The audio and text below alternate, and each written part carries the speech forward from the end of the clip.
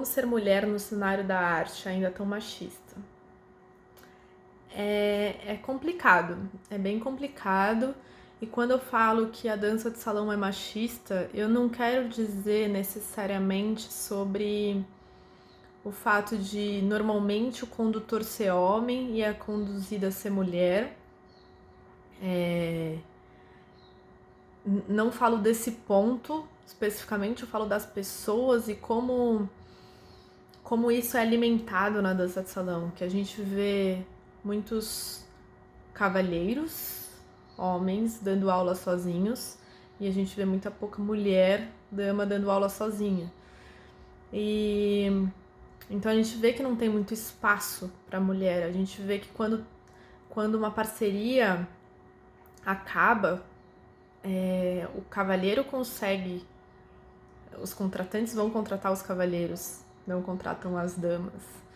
Então a gente vê, isso é muito comum, óbvio que tem as exceções, mas isso é muito comum e isso fica um ciclo vicioso, porque a mulher fica sem espaço, as damas acabam saindo do mundo da dança, indo trabalhar com outras coisas, as poucas que ficam não têm espaço, não conseguem estudar, não conseguem ter prática de sala de aula, não conseguem, e daí querendo ou não, rola uma diferença didática entre os homens e as mulheres, e daí os contratantes dão preferência para os homens, e as mulheres novamente ficam sem espaço, sem prática de sala de aula, e por aí vai, fica um ciclo.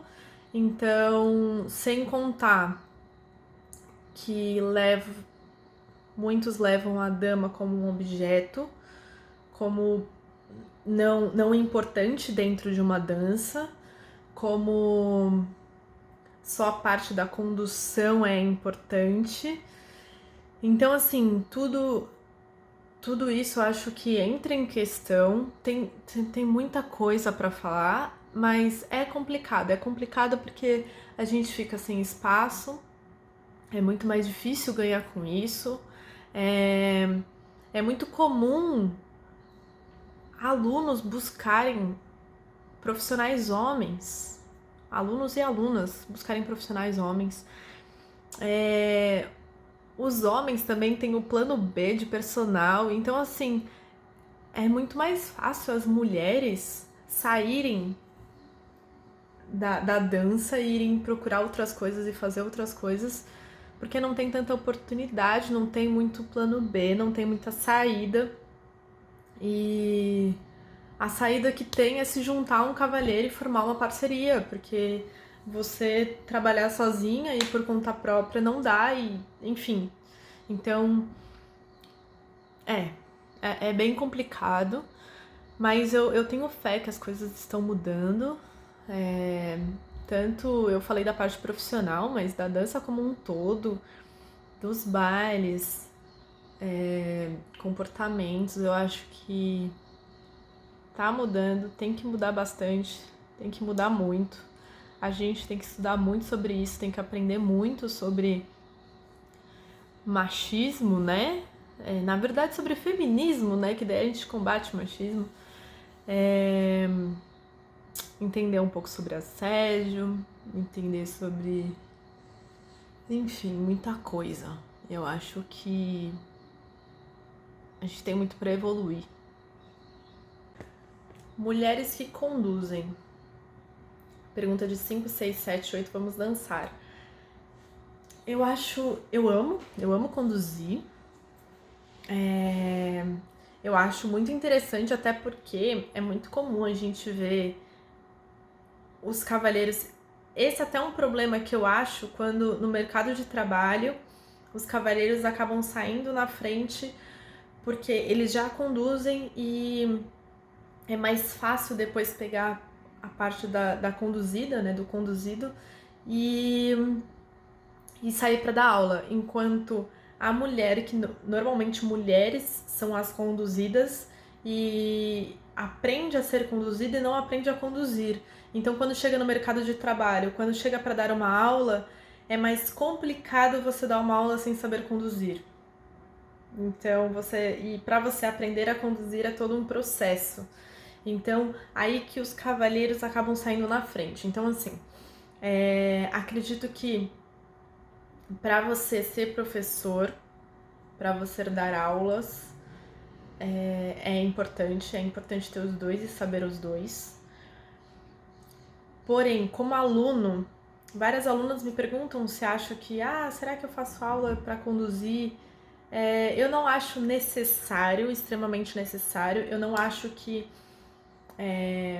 vai melhorar e etc. Eu acho que melhora sim, porém eu já acredito num outro ponto. Eu acredito que desde o começo as conduzidas deveriam aprender a ter mais atitude, ser falado mais em sala de aula de 50% real. A gente sempre fala que é 50% de responsabilidade para cada, mas no fundo não acontece isso, né?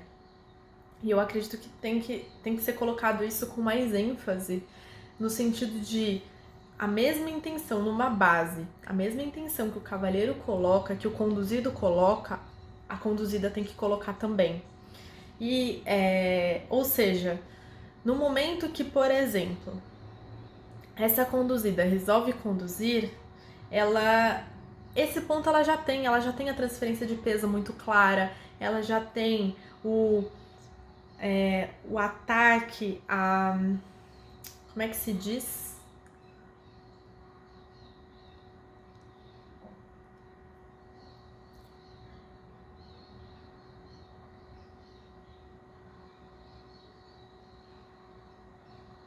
Atitude? Não.